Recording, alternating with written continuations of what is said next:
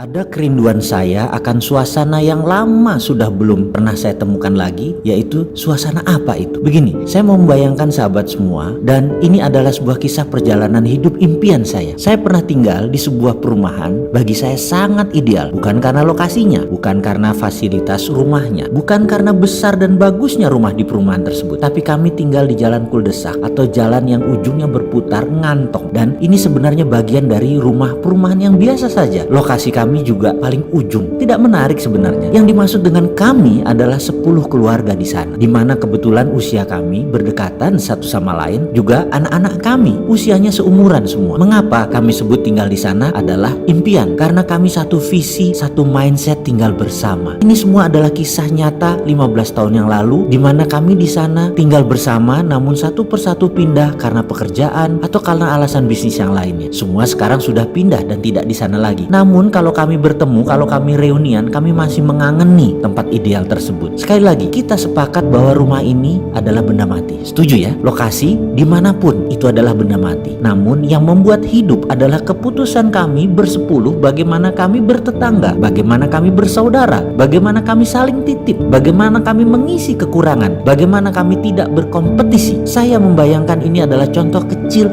cara bernegara yang benar. Benar deh, ini adalah contoh kecil bernegara. Begini muasalnya. Suatu hari kami membeli sepasang sepeda untuk dua anak kami. Ternyata membuat tetangga depan rumah kami, anaknya ingin dibelikan sepeda juga, dan tetangga tersebut tidak ingin memberikan kepada anaknya sepeda karena belum ada prestasi katanya. Lalu tetangga lain ingin punya kolam renang rumahnya seperti tetangga kiri rumah saya, dan ini membuat orang tua si anak yang meminta kolam renang tadi melawan kehendak anak, yang semua orang tahu harga kolam renang itu tidak murah. Lalu tetangga lain membeli PlayStation yang membuat anak saya paling kecil ingin punya PlayStation juga. Juga anak tetangga kiri yang punya kolam renang ingin minta PlayStation juga. Ini semacam persaingan tidak sehat. Bagi kami kepala keluarga, kami harus rapat, kami harus berdiskusi panjang. Akhirnya kami berdiskusi dan memutuskan apa yang harus kami lakukan terhadap keluarga besar kami bersepuluh tadi. Singkat cerita, kami tidak ingin kompetisi. Kami tidak ingin kompetisi yang tidak sehat. Kita lebih baik ke depan berkolaborasi. Bagaimana itu kolaborasi maksudnya? Kami sepakat kolam renang hanya satu. Kalau ingin berenang, hanya ke rumah om dokter itu yang di sisi rumah kami. Kalau ingin sepeda, dari 10 anak yang punya sepeda hanya 5. PlayStation hanya 2 rumah yang punya. Rumah saya kebetulan lapangannya luas, dibuatkan lapangan basket. Jadi kalau mau main basket,